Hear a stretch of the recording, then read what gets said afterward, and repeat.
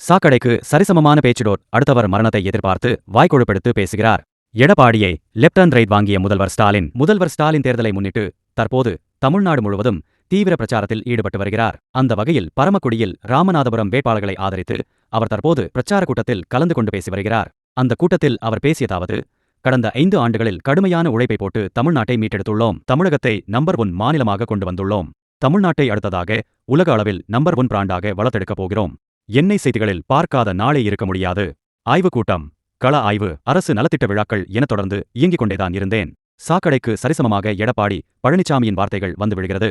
அவருடைய மோசமான வார்த்தைகளுக்கு பாடம் புகட்டக்கூடிய நாள்தான் ஏப்ரல் 23. மறைந்த தலைவர்களை இழிவுபடுத்துவது, அடுத்தவர் மரணத்தை எதிர்பார்ப்பது, பெண்களை கண்ணியம் இல்லாமல் பேசுவது என தொடர்ந்து வாய்க்கொழுப்பு எடுத்து பேசி வருகிறார் என்று முதல்வர் கூறினார். அதாவது முன்னதாக கொரோனாவில் முதல்வரை போய் சேர்ந்திருப்பார் என்றும், கருணாநிதியை வீட்டு சிறையில் வைத்திருந்தனர் என்றும் எடப்பாடி பழனிசாமி சர்ச்சையாக பேசியது குறிப்பிடத்தக்கது. மேலும் இதனை குறிப்பிட்டுதான் முதல்வர் ஸ்டாலின் எடப்பாடி பழனிசாமியை விமர்சித்துள்ளார்.